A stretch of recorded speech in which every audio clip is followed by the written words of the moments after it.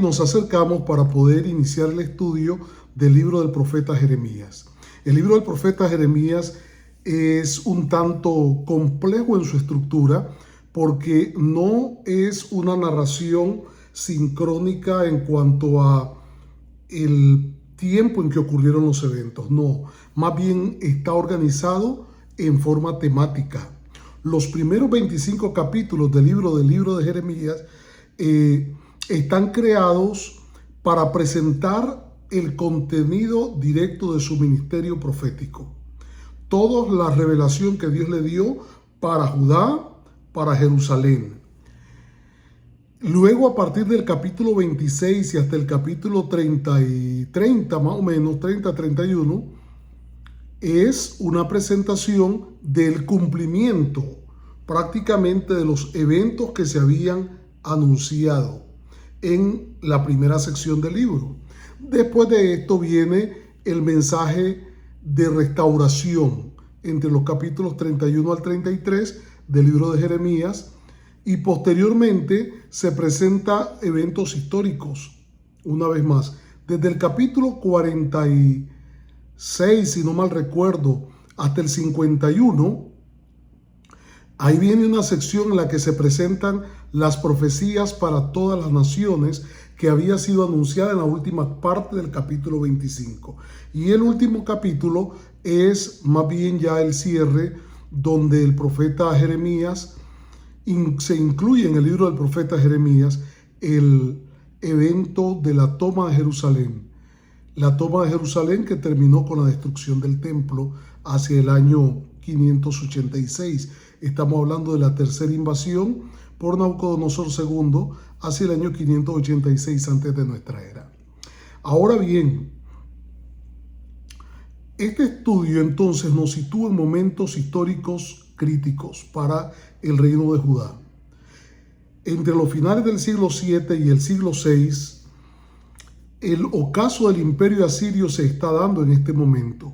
Babilonia está creciendo como potencia y la progresiva desintegración política del reino de Judá está ocurriendo en este periodo.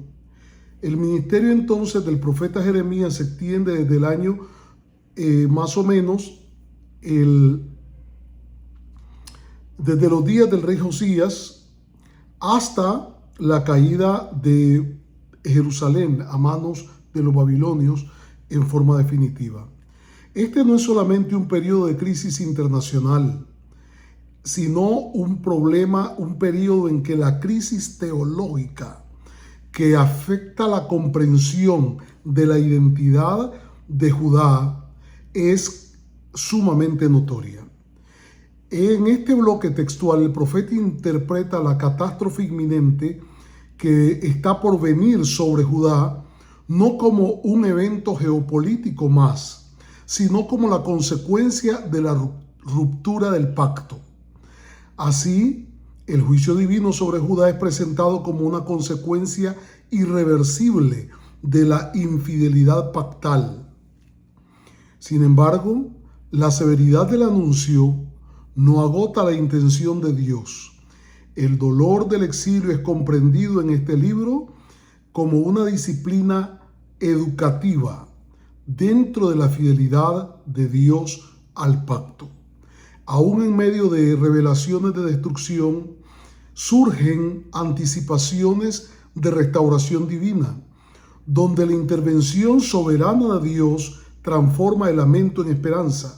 Finalmente, esta esperanza adquiere una dimensión escatológica.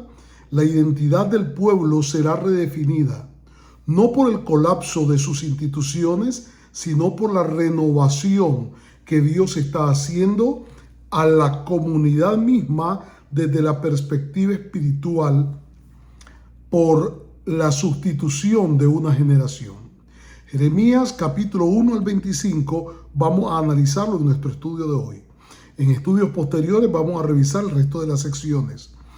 Esta porción no solamente es un libro de juicio, sino un tratado teológico sobre la fidelidad, disciplina, restauración y la esperanza en el contexto de la historia concreta. Entonces vayamos y examinemos el contenido de los primeros 25 capítulos del libro de Jeremías. Partamos del hecho de que el juicio de Dios aparece de inicio, y esto es como consecuencia de los actos diarios que rompen el pacto.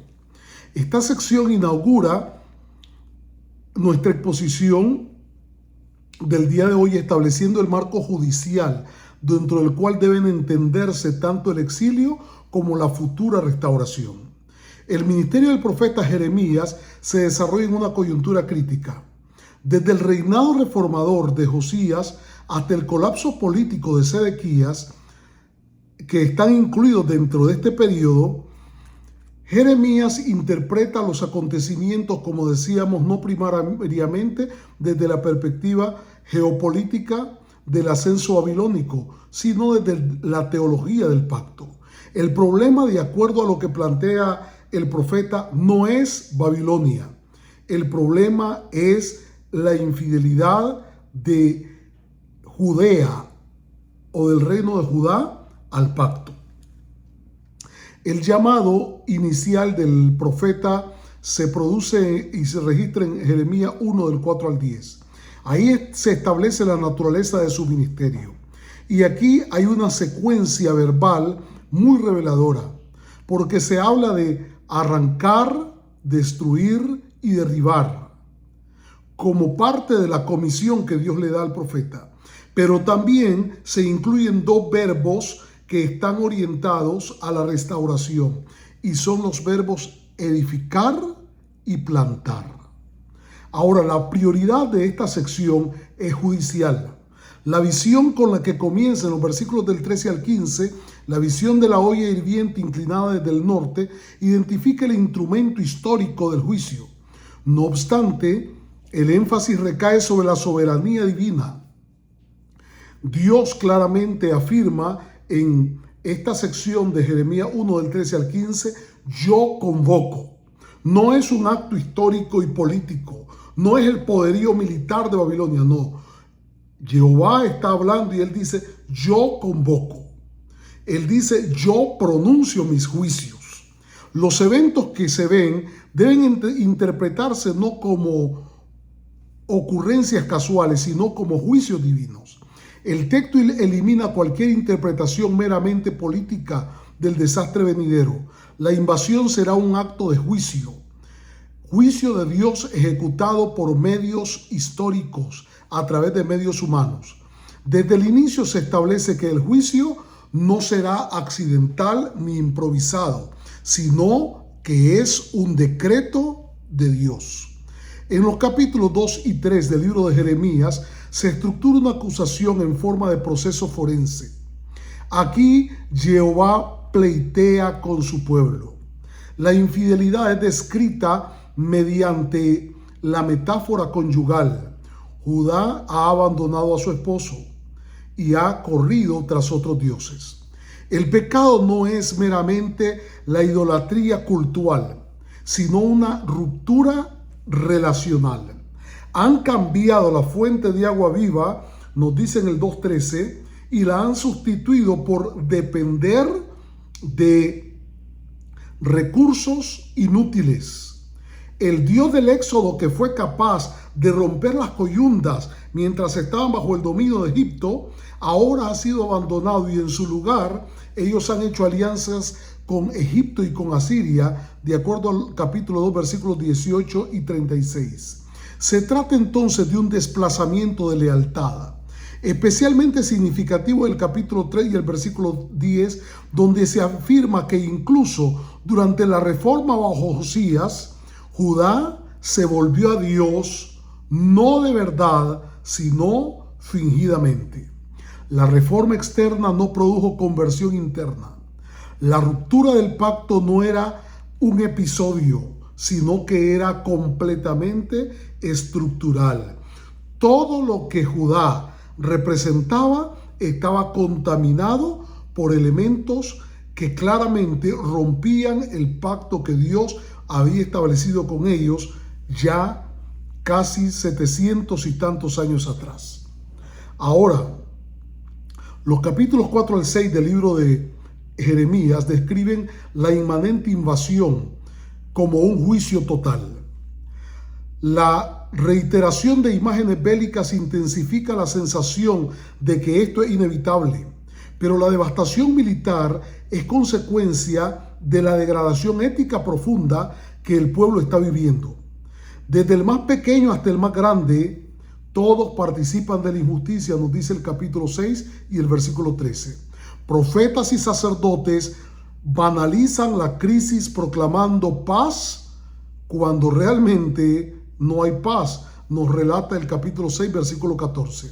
La corrupción es transversal, abarca todos los estratos de la sociedad, desde el palacio hasta el pobre. En realidad, la condición que se está viviendo es tal que en el capítulo 7 se destaca un elemento decisivo. El pueblo confía en la inviolabilidad del templo. Y ellos dicen, templo de Jehová es este, por lo que el profeta es enviado a decirles, no digan que este es templo de Jehová y que por eso van a estar a salvo. Jeremías desmantela esta teología mágica. El pacto no garantiza protección automática. No es porque yo soy el pueblo de Dios, yo pertenezco, mi ascendencia, no. El pacto no garantiza ninguna protección automática. El pacto está condicionado por la obediencia ética. La referencia implícita a las maldiciones del libro de Deuteronomio es evidente. Permanecer en la tierra dependía de la fidelidad de acuerdo a Deuteronomio 28. La presencia del templo no neutraliza la injusticia social ni la idolatría. Cuando el pueblo convierte el símbolo del pacto en una garantía mecánica, ha vaciado el pacto en su esencia. En ese punto el juicio no solo es merecido, sino de que el juicio es necesario. En el capítulo 11, versículos 1 al 8, el lenguaje del pacto es muy explícito. Jehová recuerda las palabras pronunciadas al sacar a Israel de Egipto. La desobediencia persistente activa las cláusulas sancionatorias. El momento crítico realmente llega en el capítulo 15 y el versículo 1 del libro de Jeremías, donde Dios habla a través de su siervo el profeta diciendo que aunque Moisés y Samuel se levantaran para interceder por Judá, Dios no los oiría. La decisión es irreversible. Esta afirmación señala un umbral teológico. El punto de no retorno. La acumulación de advertencias ignoradas convierte el juicio en absolutamente irreversible. En el capítulo 17, versículo 1 se afirma que el pecado está grabado con cincel de hierro, y dice que está grabado en el corazón. El problema entonces aquí está en la naturaleza de los individuos. No se trata de fallas circunstanciales, sino de una identidad deformada. La ruptura del pacto ha penetrado la interioridad nacional. En los capítulos 21 al 23, el juicio se dirige contra la monarquía davídica. Los reyes no han ejercido la justicia con rectitud. La institución destinada a representar la fidelidad pactal se ha convertido en un vehículo de opresión. El capítulo 25 funciona como una síntesis judicial. Durante 23 años, Jeremías habló persistentemente, pero el pueblo no escuchó. La paciencia divina precedió al juicio. El decreto es dado. La determinación de 70 años de dominación babilónica, en el capítulo 25 y el versículo 11, formaliza la sentencia. El juicio adquiere una dimensión histórica concreta. No es una amenaza retórica, es un programa claramente ejecutable. Jeremías 1 al 25 presenta el juicio sobre Judá como consecuencia irreversible de la ruptura del pacto. La irreversibilidad no implica arbitrariedad ni pérdida de control divino, indica coherencia. Dios dijo, y de acuerdo a lo que dijo, podemos esperar que Él actúe. 4 elementos consolidan esta conclusión. 1. La persistencia del pecado a pesar de advertencias reiteradas. 2. La corrupción estructural del liderazgo y del pueblo. 3. La instrumentalización religiosa templo como falsa garantía. Y 4, la activación explícita de las cláusulas del pacto por parte de Dios. El juicio, por tanto, no contradice la fidelidad de Jehová, sino más bien la confirma. Su fidelidad incluye la ejecución de las sanciones estipuladas. Esta primera sección de nuestro estudio establece el fundamento de nuestro estudio de hoy.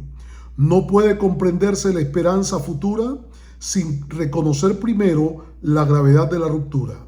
Solo sobre esta base podrá entenderse la dimensión pedagógica del dolor. El sufrimiento tendrá el propósito de enseñar, de educar. Y la promesa de renovación que abordaremos en las secciones siguientes serán coherentes con esta primera. Vayamos entonces y examinemos cómo el exilio a Babilonia fue un acto educativo de un Dios fiel al pacto. Como ya vimos en la sección anterior, el juicio sobre Judá constituye la consecuencia irreversible de la ruptura del pacto. Sin embargo, el texto no se agota en la dimensión propiamente de juicio. No es el castigo nada más lo que se presenta, sino que el texto nos habla de que, si bien es cierto el juicio explica la necesidad histórica del exilio, esta segunda sección nos permite explorar la finalidad teológica del exilio. El dolor del exilio es interpretado como disciplina educativa dentro del marco de la fidelidad de Dios al pacto. El mismo profeta Jeremías, cuya misión inicial consistía en arrancar y destruir, de acuerdo al capítulo 1, versículo 10, recibe también el encargo de edificar y plantar. Esta tensión programática indica que el juicio no es el fin en sí mismo. La disciplina forma parte de una economía divina orientada a la restauración divina. En Jeremías capítulo 2 al capítulo 6, el problema central no es meramente jurídico, sino relacional y de conocimiento. El pueblo ha olvidado a Jehová, de acuerdo al 2:32. Ha sustituido la fuente de agua viva por cisternas rotas, de acuerdo al 2:13. El exilio anunciado con imágenes de invasión y devastación funciona como un desmantelamiento en falsas seguridades, de las falsas seguridades. La disciplina comienza cuando se revela la inconsistencia de los sustitutos idolátricos. Las alianzas con Egipto y Asiria, que se mencionan en el capítulo 2, versículos 18 y 36, prometían estabilidad, pero el colapso histórico demostrará su fragilidad. Así el dolor se convierte en un instrumento de revelación. Expone cuán inútiles son los apoyos alternativos cuando se ha dejado a Dios. En términos teológicos, la disciplina no introduce una nueva realidad. Revela la verdad de que el pecado había estado ocultando. El capítulo 7, como ya lo mencionábamos, constituye un punto decisivo en la comprensión pedagógica del juicio. El pueblo había absolutizado el templo como una garantía automática de protección. Jeremías desmonta esta falsa teología. La permanencia en la tierra depende de la práctica de la justicia y de la fidelidad, no de la posesión de un santuario. La eventual destrucción del templo que se menciona en Jeremías 7 tiene un carácter correctivo. Jehová no abandona el pacto al permitir la caída del santuario. Corrige más bien la interpretación idolátrica del pacto. No hay poder mágico en un lugar que debía ser la casa desde donde Jehová vive y gobierna sobre el pueblo. Pero ese mismo lugar ahora es visto como un fetiche, como que si tuviera algún poder el mismo lugar en sí mismo, aunque abandone las prácticas de lealtad a Dios.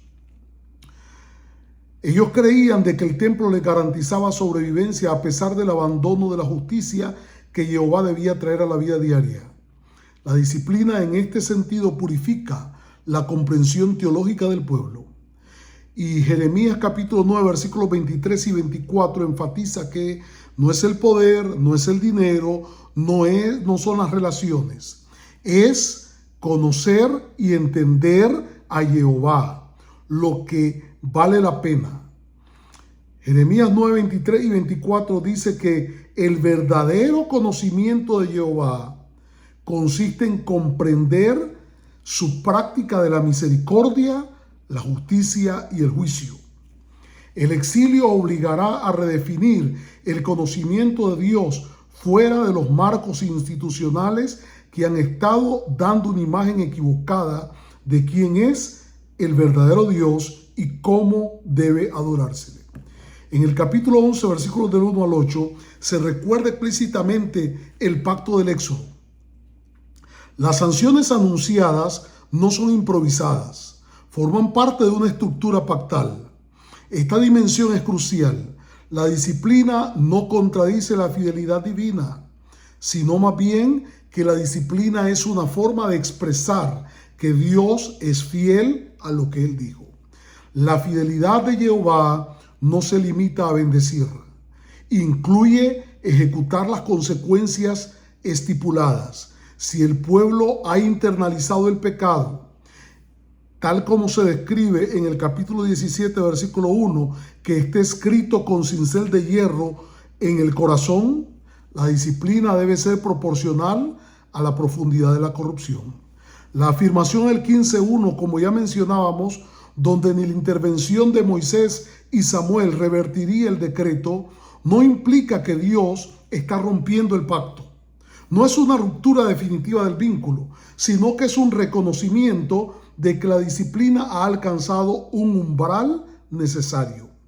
La pedagogía divina, como Dios nos enseña, incluye momentos en que la corrección no puede posponerse sin vaciar el sentido del pacto.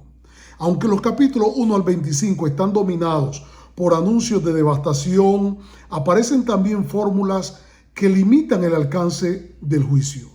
En el capítulo 4, versículo 27, capítulo 5, versículos 10 y 18, Dios anuncia: no haré destrucción completa.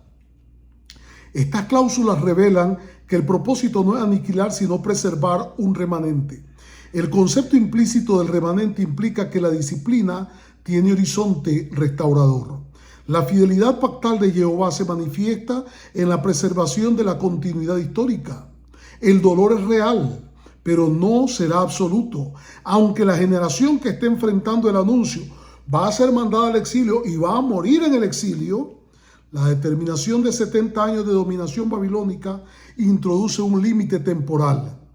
La siguiente generación tendrá la oportunidad de que, producto de la disciplina, ver el fin de este periodo. No es una disciplina perpetua ni caótica. Está contenida dentro del gobierno soberano de Jehová. Este dato es teológicamente importante. El tiempo del exilio no es absoluto, sino que es un proceso. No es abandono de parte de Dios. Más bien, la fidelidad divina incluye la regulación del sufrimiento. Incluso Babilonia actúa como un instrumento dentro de un marco controlado por Dios. Los capítulos 21 al 23, el juicio contra los reyes y los pastores de Judá señala la necesidad de reconfigurar el liderazgo. A quienes Dios había puesto al frente no habían cumplido con la misión. La disciplina afecta estructuras políticas y religiosas, porque la corrupción había penetrado también estos niveles.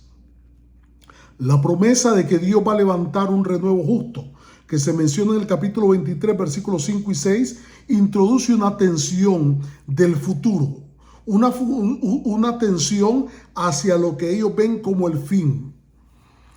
Y aquí es importante poder destacar que en este contexto el fin no es un fin global del que está hablándose, sino más bien un final al periodo de esa generación. En este caso es el día en que Dios traería a los babilonios para ejercer juicio.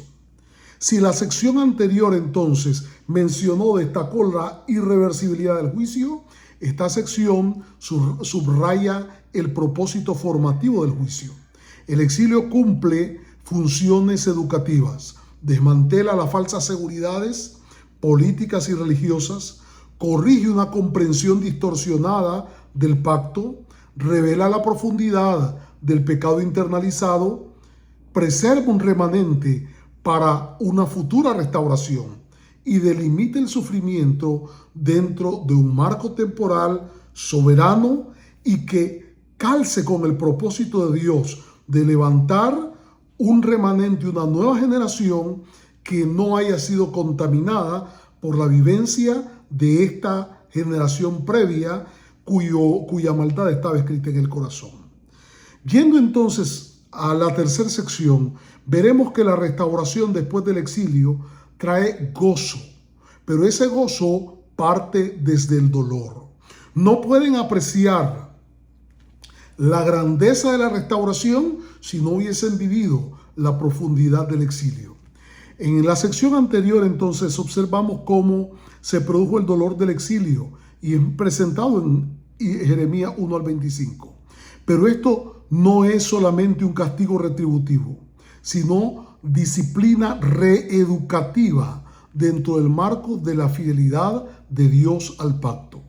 Ahora entonces vamos a dar un paso más. Es fundamental subrayar que esta unidad, esta sección de los capítulos 1 al 25 menciona la restauración no como producto de que el pueblo ahora ha logrado una renovación moral, ni tampoco como resultado de una reforma exitosa como intentó hacerla el rey Josías, sino como fruto exclusivo de la intervención divina. Es Dios el que en el momento en que Él decide, crea la restauración. Y como estudiaremos en el futuro sobre las otras secciones del libro del profeta Jeremías, en los capítulos 31 al 33 se destaca de que el nuevo pacto se hace en los términos que Dios establece, cuando Dios establece en el momento en que Él decide sacarlos del exilio en Babilonia. La comisión del capítulo 1:10, establece, como decíamos, 6 verbos. 4 de ellos tienen un propósito de juicio de traer castigo por la maldad. Pero hay 2 que hablan de restauración. Hablan de edificar y plantar. Teológicamente, esto significa que el juicio no agota el propósito de Dios. La soberanía de Jehová no solo derriba, también reconstruye. La restauración no es reacción tardía, sino parte integral del designio divino revelado desde el comienzo del ministerio profético. En el capítulo 3, versículos 12 al 18, aparece una de las primeras declaraciones explícitas de esperanza. No haré que mi ira caiga para siempre, porque misericordioso soy, dice Jehová. Aunque el contexto inmediato incluye llamado al arrepentimiento, la base última de la restauración es en realidad el carácter de Dios. El anuncio de que Jerusalén será llamada en el futuro trono de Jehová, en el capítulo 3:17, proyecta una visión del futuro, entendida como el final de ese proceso, desde donde la dispersión es revertida y la idolatría en el mundo de Judá es eliminada. Aún en medio de severa acusación, el horizonte final no es aniquilación, sino reconfiguración. La restauración prometida no es simple retorno geográfico, implica transformación espiritual y centralidad renovada de Jehová. Capítulo 4, versículos 27, 5, 10 y 18, ya decíamos, se repite la fórmula significativa: no haré destrucción completa. Esta limitación del juicio es un indicio claro de que la devastación tiene fronteras establecidas por la voluntad de Dios. El lamento que atraviesa estos capítulos, ciudades desoladas, campos arruinados, terror por la guerra, no constituye el último acto de la historia. La preservación de un remanente es el germen de una futura alegría, aunque sí habrá destrucción, aunque sí habrá muerte. Capítulo 23 introduce un elemento decisivo para la transformación: la promesa de un nuevo liderazgo. tras denunciar a los pastores que dispersaron al rebaño. Y aquí se habla de pastores como los gobernantes, la clase de la realeza, los sacerdotes, los profetas. Declara que Dios mismo va a recoger a las ovejas y va a levantar un renuevo justo que reinará con justicia, en el capítulo 23, 5 y 6, como ya lo mencionábamos antes. Aquí la restauración se vincula con interpretación de la intervención directa de Dios. El verbo levantaré subraya su iniciativa soberana. La esperanza no surge de la reforma de la monarquía, sino de un acto creador de Dios, aparentemente de la nada. El resultado será seguridad, justicia y una nueva identidad teológica. Ellos, ahora bajo el nuevo gobierno de este nuevo liderazgo, podrán conocer a Jehová como su justicia. El lamento producido por la corrupción política será reemplazado por el gozo de un liderazgo conforme al pacto. El señalamiento de Zorobabel por parte del profeta Zacarías como el renuevo nos permite asomarnos al cumplimiento de ese anuncio profético. En Jeremías 25, del 11 al 12, el anuncio de los 70 años de dominación babilónica incluye una promesa implícita. Después de ese periodo, Jehová castigará a Babilonia. Esta declaración revela que el exilio tiene fecha de expiración, un periodo que garantizará que toda esa generación, que era el periodo máximo que vivía una persona en esa época, entonces este exilio de 70 años procura garantizar que toda esa generación ya no exista para poder provocar un reinicio en la tierra de Judá. Las potencias imperiales están bajo el control de Dios. Esta dinámica que hemos visto en esta sección entonces nos muestra tres principios teológicos. Uno, la soberanía divina abarca tanto destrucción como restauración. Dos, la restauración depende de la iniciativa de Dios, no del mérito humano. Y tres, el juicio está subordinado a un propósito redentor más amplio. Así entonces, esta tercera sección nos introduce un elemento esperanzador que equilibra la severidad del castigo de las secciones anteriores y nos muestra cómo Dios tiene un propósito.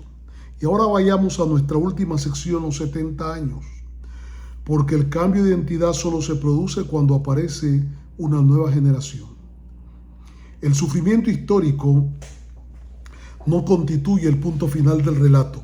En el marco de la soberanía de Dios, el dolor funciona como umbral hacia una transformación comunitaria y espiritual. Aunque el desarrollo pleno de esta esperanza aparece en capítulos posteriores al capítulo 25, los fundamentos teológicos ya fueron presentados en los primeros 25 capítulos. En los capítulos 1 al 25 entonces se desmantela progresivamente los pilares sobre los cuales Judá había construido su autocomprensión: seguridad territorial automática, centralidad incuestionable del templo, permanencia garantizada de la dinastía davídica y supremacía religiosa basada en la elección histórica. El anuncio de la invasión, la crítica al templo, la denuncia contra los reyes revelan que estas estructuras no pueden sostener la identidad nacional cuando están desvinculadas de la fidelidad a Jehová. La esperanza escatológica, la esperanza de un futuro que para ellos es el final, pero en realidad no es el final. Cuando en el libro de Jeremías se utiliza referencia al fin en el capítulo 5, versículo 31, no está hablando de final de todas las cosas, sino que está hablando del fin para esa generación. Y así ocurre muchas veces a lo largo de los escritos de los profetas. Uno de los textos más programáticos de esta sección, el capítulo 9, versículos 23 y 24, donde ya decíamos de que la gloria realmente no se logra por otros medios, sino por entender y conocer a Jehová. No por la sabiduría, no por el poder, no por la riqueza. Porque Jehová practica justicia y juicio en la tierra. Este pasaje reorienta la identidad colectiva desde los atributos externos hacia una relación relacional y ética con Dios. La esperanza futura no estará fundada en superioridad política ni en prestigio cultural o en su pertenencia a los niveles aristócratas y de poder, sino en el conocimiento transformador del verdadero Dios. La redefinición aquí es radical. El pueblo no será identificado primariamente por territorio o institución religiosa, sino por su relación viva con el carácter de Dios. Capítulo 23, del 1 al 8, ya decíamos cómo se borra la esperanza en las instituciones creadas y la esperanza fluye de una reestructuración comunitaria que Dios anuncia está creando. La frase Jehová justicia nuestra sugiere una identidad teocéntrica renovada. La comunidad no se definirá por su autosuficiencia, sino por la justicia que proviene de Dios. La esperanza redefine al pueblo no como una totalidad ética automática, sino como una comunidad preservada por gracia. La identidad futura no estará basada en la descendencia nominal, sino en la continuidad sostenida por la fidelidad al pacto con Dios. El remanente encarna el tránsito del sufrimiento hacia la renovación. No representa perfección moral, sino por supervivencia bajo la soberanía de Dios. El anuncio, pues, de los 70 años delimita el periodo de disciplina, pero también introduce una nueva estructura escatológica. El tiempo se convierte en un instrumento redentor. La esperanza redefine la memoria colectiva. El pasado no desaparece, pero es reinterpretado a la luz del futuro que Dios prepara. La esperanza escatológica redefine la identidad del pueblo desde el sufrimiento hacia la renovación comunitaria y la renovación espiritual. La identidad futura del pueblo, entonces, de acuerdo a Jeremías 1 al 25, se caracterizará por el conocimiento auténtico del verdadero Dios, el liderazgo justo conforme al carácter divino, la comunidad preservada como remanente y la orientación histórica hacia el cumplimiento de lo prometido. El recorrido de este texto nos conduce a una síntesis clara, de notable densidad teológica. La historia de Judá no puede comprenderse sin la categoría del pacto. El juicio anunciado por el profeta no fue una reacción antojadiza ni desproporcionada, sino la consecuencia irreversible de una ruptura prolongada y consistente de la relación con Jehová. La caída de Jerusalén se presenta como un veredicto coherente dentro de la lógica del pacto y al mismo tiempo cierra el método, el proceso y el propósito de Jehová al actuar con relación a quienes se acercan para servirle. El texto no reduce el exilio a una mera sanción. La disciplina confirma que Dios no ha abandonado el pacto, sino que lo toma con absoluta seriedad. La fidelidad divina incluye corrección. La severidad del juicio revela la profundidad del compromiso de Jehová con su pueblo. Finalmente, la esperanza escatológica redefine la identidad del pueblo. Ya no podrá fundamentarse en templo, monarquía o estabilidad política, sino en el conocimiento auténtico del verdadero Dios, Jehová, y en una renovación espiritual profunda. El sufrimiento no constituye la identidad final. La fidelidad soberana de Dios es lo que marca la identidad final del pueblo. Jeremías 1 al 25 entonces nos confronta y nos consuela. Confronta la ligereza con que puede quebrarse el pacto y nos consuela al afirmar que aun cuando Dios tenga que ejecutar juicio, la última palabra pertenece a la confianza en el plan divino que actúa para rehacer todo según su propósito. Dios nos guíe a lo largo de nuestra vida aplicando las lecciones de esta sección del libro de Jeremías. Dios te bendiga.